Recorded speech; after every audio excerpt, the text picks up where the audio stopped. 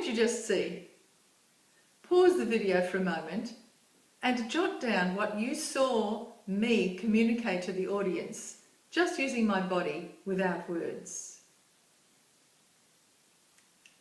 The way we use our bodies can have a significant impact on the way that the audience receives our message. And let's look at some of those messages which our body can speak without the use of any words.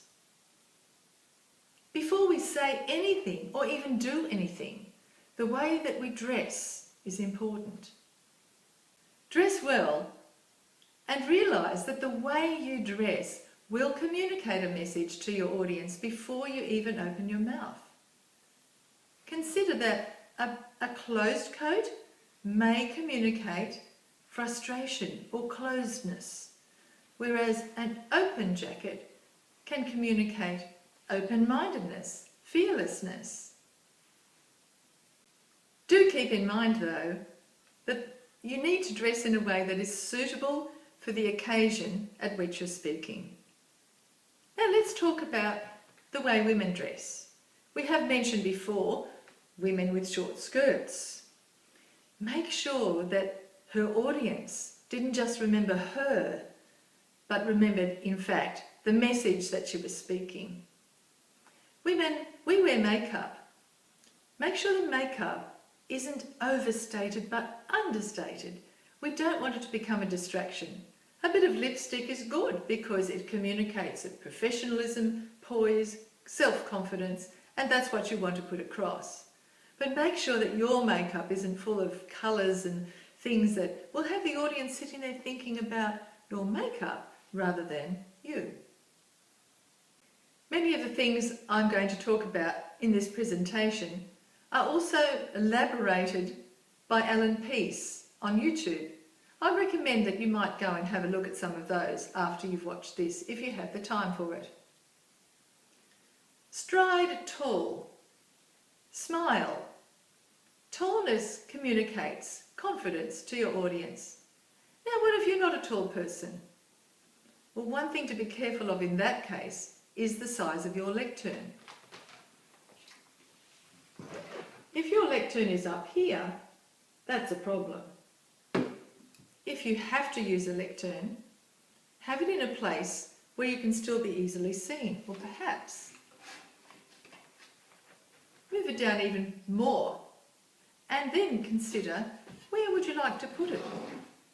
Maybe if you put it to one side like this, you'd be able to communicate better with your audience and still be able to look at your notes from time to time. In this presentation, I'm going to ask you to do something with a partner. So just pause this again and go and find a friend and bring them into the room with you. Right, back again. Let's talk about handshakes. I'd like you to take your partner and shake his or her hand. Go on, shake, shake, shake, shake, shake, shake. Right, now stop, freeze. Okay, now have a look. Whoever's hand is on top, that's the person who's decided to be the boss for the rest of this time. Let's talk a little bit more about handshaking. I'll explain with my imaginary friend. If both people shake hands like this, with their thumb in the same position, there's a communication of equality between them. But as soon as one person has their hand on top, that's communicating power. Now, what if somebody does that to you? They come and they shake your hand like this, or you just grab them by the arm and show your friendship, but at the same time you can turn their hand around. Pause for a moment. Try that out with your partner.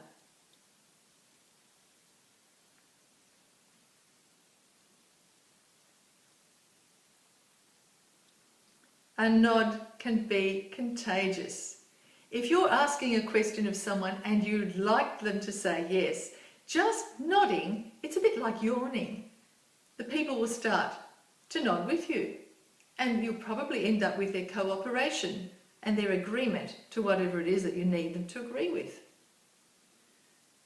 There are different ways you can nod, however. A slow nod indicates that you're interested in what's being said, and it encourages positive feelings in the sense of, please continue, I'm with you, yeah, I get what you're talking about. But what about a fast nod? Yeah. What does that communicate? Well, hurry up and get on with it. I want to have a turn to speak now, you know, I'm sick of listening to you. That's a fast nod. A head shake. Now we all know what that means. No. It means no. It's not positive at all. It's a negative thing. Now, what if you're saying something positive with your words, but shaking your head? Yeah, I really agree with you about that. Interesting thing that President Clinton, when he was saying that he never had relations with that woman, did not once shake his head. Imagine this. I never had relations with that woman. Bit difficult to believe the words when the body is doing that. In Japan, a nod means I hear you. It's interesting to know about the differences in culture when we talk about body language. In fact, it's essential that we know these things. You see, you don't get a second chance, as we've said before, at making your first impression. In business, this first impression is a little bit like love at first sight. So if you're going for a job interview, think about the first impression you want to make, because that's the relationship you're establishing with your future boss. Now, this is especially the case, again, with women, because women are particularly good at reading body language. You think about it. Do you agree with that? If your boss is a woman, she's going to pick up straight away on your body language. Now, why is that?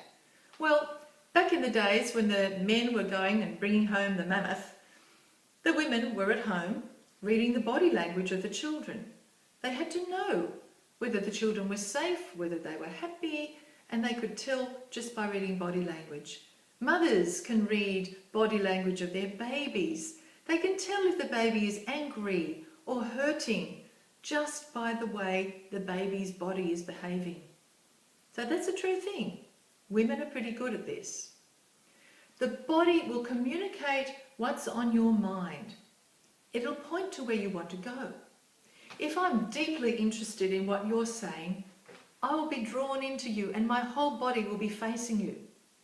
But if I'm getting rather tired of listening to you, my eyes might start looking somewhere else while you're talking. And in fact, my body will probably turn away from you as well. I might look at you occasionally, but you can tell that I've lost interest when I'm no longer looking at you or when my body is turning to go out the door. And people will believe what they see over what they hear. This is what we mean when we say we've got this gut feeling about that person. One of my children once brought home a friend, and I had a gut feeling about this friend. It was very difficult to try to speak to my children about it because I couldn't put my finger on what the thing was that bothered me. But I did find out later that it was true. My gut feeling. There was something about the body language that told me something wasn't right. Let me demonstrate this idea to you. I guarantee that full participation in this course will ensure that you will have much better public speaking skills by the end of it. Did you believe that? What if I said, I guarantee that full participation in this course will ensure that you have much better public speaking skills at the end of it. Now that, I'm sure, is a lot easier to believe. Now let's try this with your partner. Turn to the person in your room and tell them a lie. Just tell them something that's not true. So I want you to use your words to say one thing, but your body say something else.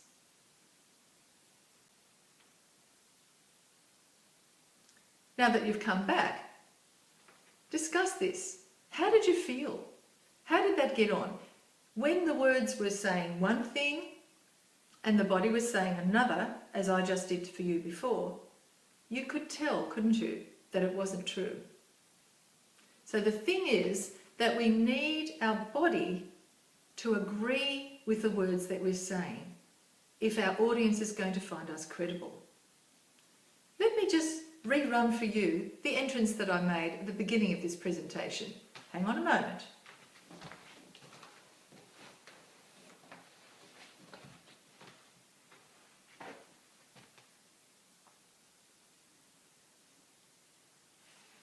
Well, what would you expect of me now? You see how the way that you enter makes a huge difference before you even open your mouth. Be your own visual aid. Yes. What do you want to communicate? Do you know that 60 to 80% of what we communicate is visual? And that's why there are so many email debacles. Because with emails, you can't see the person, you can't hear their voice, but you can't see their face either. And so when someone types out a message to you and you read it, you can imagine anything about what the person really meant if you can't see their body. So beware, carefully structure what you mean to say in email messages. And this is the reason why fortune tellers can do what they do. People who are fortune tellers are just very, very good at reading people's body languages. They can find out a whole lot about that person by looking at the way they behave. Remember we said before about women being particularly good at this? Have you noticed how many clairvoyants are women? Let me tell you a little story. I used to go to the gym. I haven't been for a very long time, but I used to ride on one of those exercise bikes, you know. And while you're on the exercise bike, well, there's a big movie screen just up above, so just so you don't get bored, because you can be on it for a long, long time if you want to get fit. So I was looking at the movies, and up there was, yes, it was soap operas, but there was no sound. The soap opera's sound was turned down, and only the visual was there. I was quite entertained by this. Yeah, I could see what was happening. I could tell the storyline. I could see when somebody was telling a lie, or in love, or whether they were cheating on someone else. It was quite clear to see if people were happy or sad, disappointed, angry, just by the body language. You can try watching the football with the sound turned off. Now, can you tell which team is winning? Of course you can, by the body language of the fans. Smile at your audience. Use an animated face. Don't speak to your audience with a deadpan face, but smile.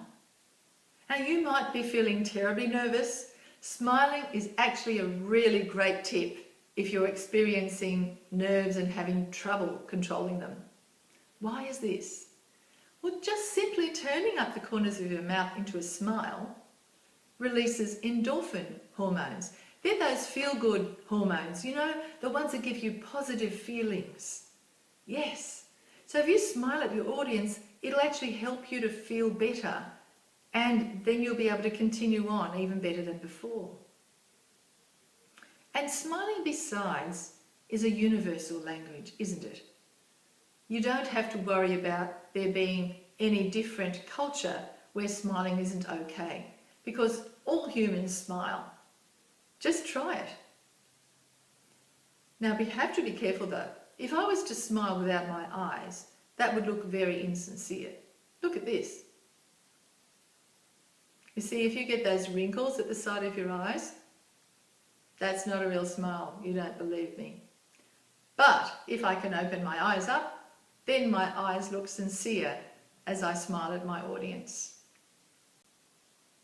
Eye contact is also most important to establish myself and connect with the audience. If I look directly at the audience, I'm showing honesty and respect. I'm building rapport with the audience. The eyes are the closest link, when you think about it, to the nervous system. So the eyes, they're like, people say they're like the window to the soul. They have a real close connection with who we really are. Now, it is possible to connect with a small audience and establish this individual eye contact with each and every member of the audience wherever they're sitting, just for a little while. Anything up to about 50 people, that will work for you. But if your audience is a lot larger than 50, you need a different strategy, because you really can't establish that close eye contact with each member. And this is what you do. You divide your audience in your mind into different quadrants. So you have a quadrant at the back, that side, and the front here, and the front here, and another one in the middle. And then as you're giving your presentation, you just pick a person in each of those quadrants and look at them and address that person.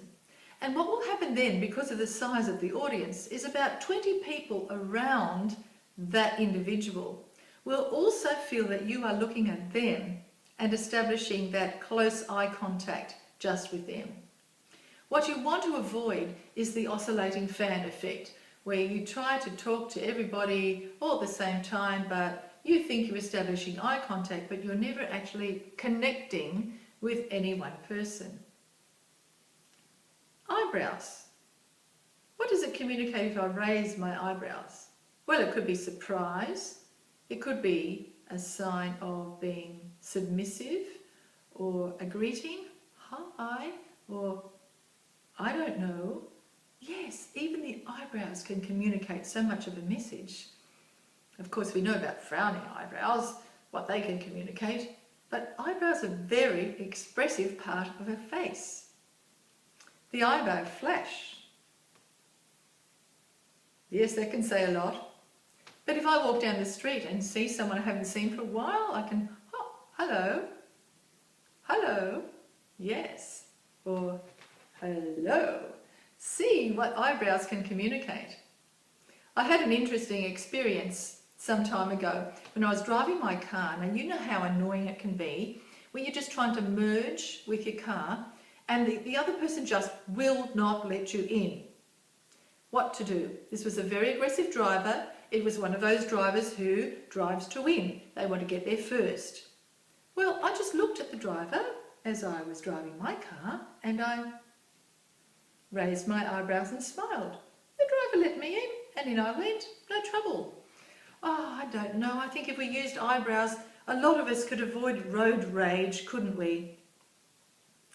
Keep eye contact when using your notes and visual aids. Now, once again, if I had my lectern here and I was using my notes, every now and then I can be forgiven to look at my notes, but I would just have a little quick look and then continue to talk to my audience. You may or may not realise that all these presentations, I have got notes. I'm sure you would have noticed by now that every now and then I just look up for a little bit to see what's next in my notes. Yes, but don't stand there just reading out your notes and talking to the audience the whole time while your eyes are on your notes. No, have a quick look, see the next key word, and then continue on. Visual aids. Imagine I had a visual aid over here on the wall. As I'm making my presentation to you, I need to make sure that I keep that eye contact with my audience. And so I might gesture to something, and to make sure that I point to the right thing, of course I need to look at it, so. But then I look back at my audience as I explain. You might have a pointer, you might have a laser pointer, whatever you're using. Have a look where it's going, and then turn back to your audience so that you can address them and not end up talking to your visual aid, because that's no connection at all with your audience. Head and chin. What does it communicate if my head is tilted and my chin is down or looking like this at you? Can you see that? Head tilted, chin down. Yes, well, what I'm trying to do is the Diana Spencer effect. Remember how she used to behave? She'd be looking always like this at everybody. It's the little girl look. Does that come across as a confident businesswoman? Does that come across as somebody who knows what they're talking about? So avoid tilting your head, chin down, because that's not going to communicate any kind of confidence to your audience. If you see your audience sitting with their head forward and their chin cradled in their hands, that probably means they love your message and they're really listening to you. So look for some audience body language as well. Next, we'll talk about neck and shoulders. If you speak with your shoulders forward, that communicates lack of self-confidence. But if you sit with your shoulders back, just that little movement from this to that can make a huge difference in the impact that you have on your audience. Speaking of neck, if I'm talking to you and I start to scratch my neck, that communicates something too, doesn't it? What do you think? Doubt? Uncertainty? Not sure about what you're telling me? Maybe not sure about what I'm telling you? Or maybe I've just got a pain in the neck. That is possible. The collar pull. Let's see, I've got a collar here. So if I'm talking to you and I'm pulling my collar, well, it's probably because I'm getting a sweaty neck, and that's probably because I'm telling a lie. I'm not really telling you the truth. So that's another little bit of body language that you want to avoid. And again, Alan Peace does speak about this, so have a look at what he says to you. It could also communicate anger or frustration. You know, if you pull your collar, my gosh, I'm getting sick of hearing of this. I'm really not comfortable with this message at all. That's the collar pull. There's the ear grab, or you know, the rubbing the back of the ear. It's a little bit like hear no evil. You know, I don't believe what you're saying, or maybe it means, look, I'm sick of listening to you and I think it's my turn to speak. Or it could be communicating anxiety. Gee, I'm really not comfortable with this. The shoulder shrug. I don't know. It could be, I don't care. My 16-year-old is very good at that. Okay, whatever. Yeah, that's the shoulder shrug. Again, don't use that. And if you shrug your shoulder, it's about making yourself smaller. And so it takes away from that confidence that you could have as a public speaker. Let's talk some more about confidence. Open body, open stance. Stand tall, as we said before. Perhaps lean slightly forward to listen. If I want to hear what you have to say, and I'm standing back like this, you'll never get the impression I'm listening to you. But if openness, open body, leaning forward, now I look like I'm listening to what you have to say. What does that mean? Crossed arms. It means I'm not receptive to anything you have to say. And if I speak to you like this, then it reduces my credibility to you as an audience. I look as if I have a negative attitude when I stand with my arms crossed, particularly if I'm standing on one leg. And it's a sign of defensiveness, being ready to battle or protecting myself or from what it is that you have to say, or perhaps I'm just nervous and afraid of my audience. And if you feel that way, once again, what do? You smile and you open up. And you'll soon find that those nerves, you can control those nerves because you're deciding to do something different with them. Keep your hands away from your face. Let's have a look at this. If I'm scratching my nose, covering my mouth, that conveys that I'm probably lying. You know, little children, no, mummy, I didn't steal the biscuits. Yeah, I've just told a lie. Oh, oops. So it's a bit of the Pinocchio effect. You know, if your nose starts to tickle, that's probably because it's growing longer. So keep your hands away from your nose and your mouth. Fingers in mouth. What does that convey? Possibly deception, or maybe that I need assurance. I'm not really sure. Again, hands away from face altogether. Let's now look at the other end of the body, the legs and the feet.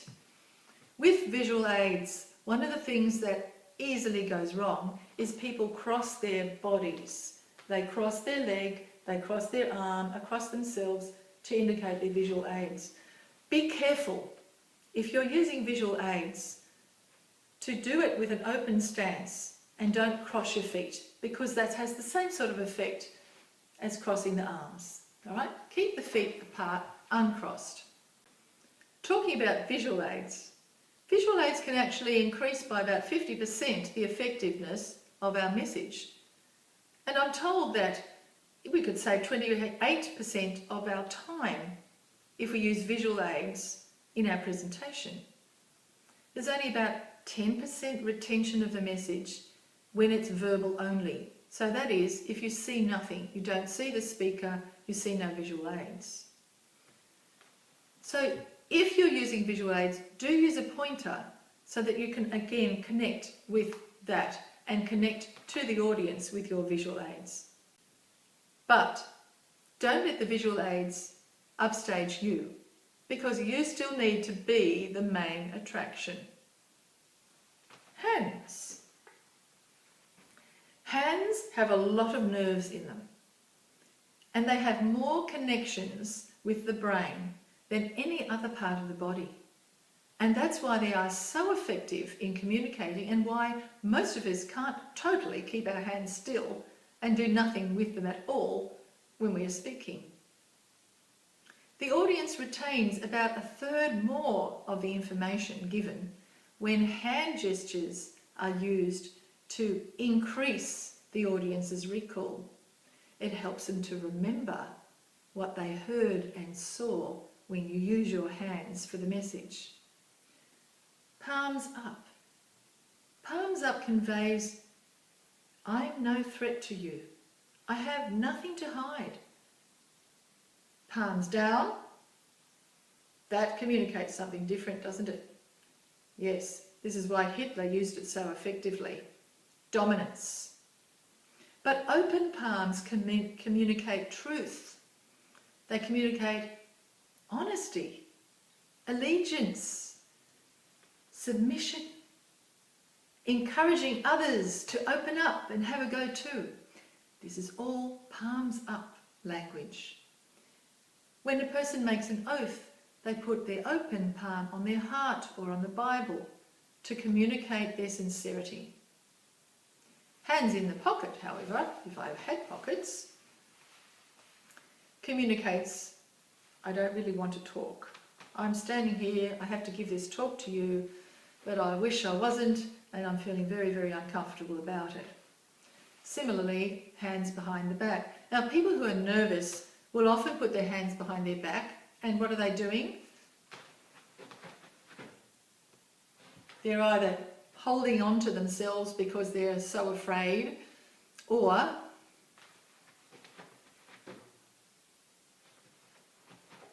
yes, crossing their fingers because it's not honest. So hiding your hands communicates to the audience that what you're saying might not be completely honest or true or sincere.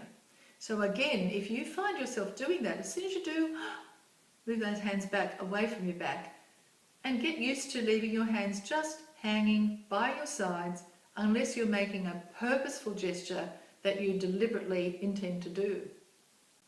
Something to avoid with our hands is pointing. Now, why is that? When we point, we have our fingers closed. Look at this.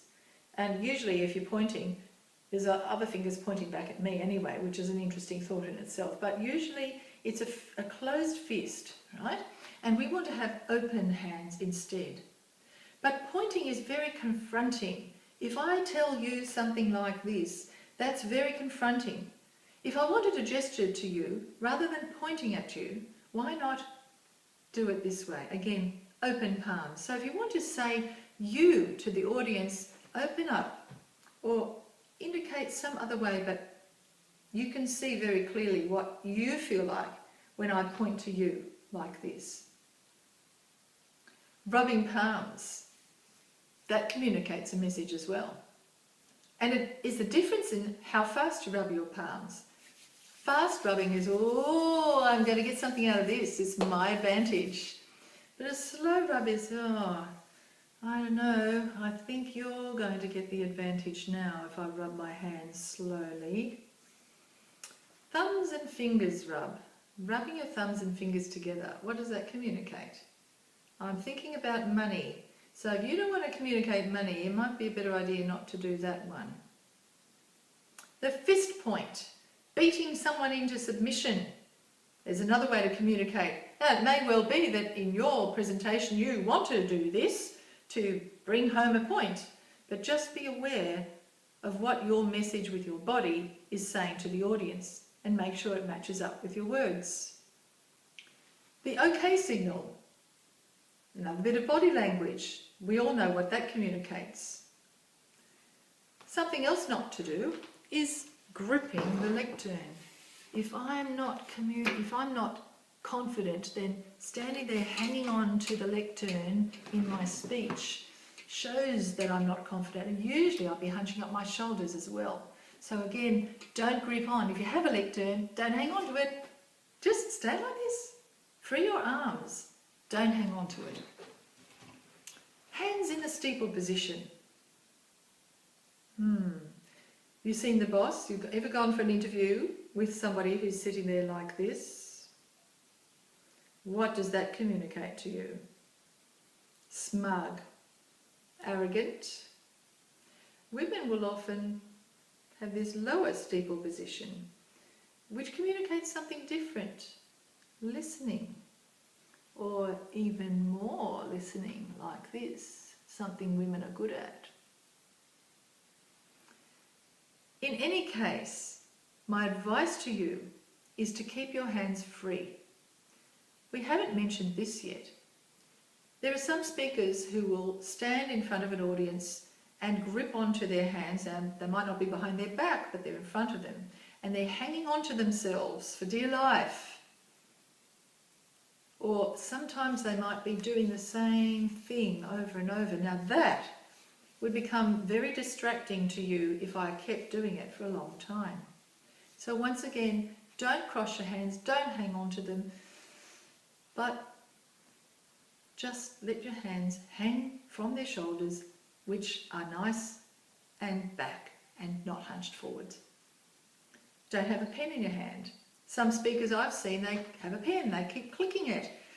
Terrible distraction for the audience. Don't lock your hands, don't have a pen. Let's now talk about stance. We stand upright and tall, as we've said before, and the gestures we use are deliberate. They're not random, they're not distracting. We use them to punctuate a message or to do some other very specific things. For example, we can use gestures to be descriptive. We can talk about numbers. There were 3 main points in the speech. We can talk about the size of something. Did you see this fish that I caught? It was this big. Or we can use descriptive gestures about how heavy a thing was when we picked it up. Or we can communicate how far something was. It was way off into the distance. They're all descriptive gestures. Then there are emphatic gestures, where we underscore words to make sure that the people have understood what we mean. Or we can convey emotions of anger with our hands, or pleading. And these are all emphatic gestures that we can make with our hands.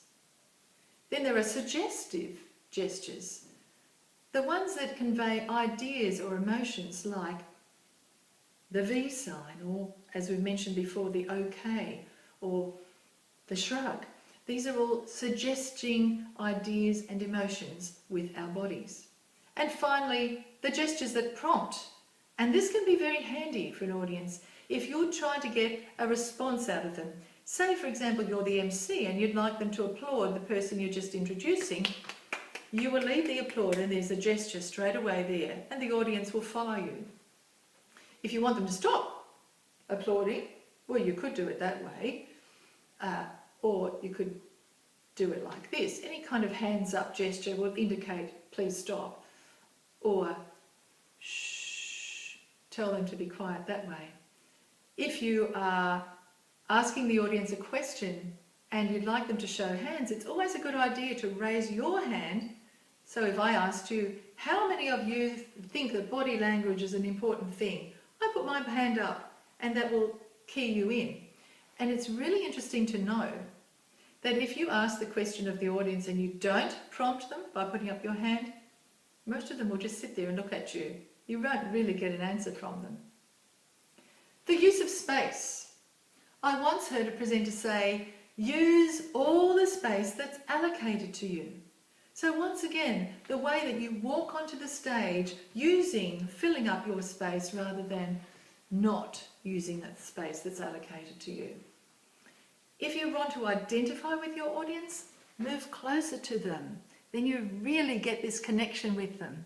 People who speak and want to stand right back here and not get anywhere near their audience will have a lot more difficulty connecting than those who move closer and get intimate with their audience. We've already mentioned how the lectern can be a barrier. I hope you've got that idea now. If I stand here and give my whole entire presentation with a lectern because I need notes, then I've got something that stops my connecting with you. I hope you can see that. So if you do have a lectern, then work out how you're going to use it to put it to one side, and then you don't have that barrier, but you can still see your notes and refer to them as you need to. This is why we've said before that it's so important to check out your venue before you are due to give your speech. And if you have one of those big immovable lecterns, perhaps you can ask the people who run the place if you could please have something more portable so that you can just have this ability to make that connection with the audience. Or better still, don't have notes. If you know what you're going to talk about that well, all the better. Hands on hips.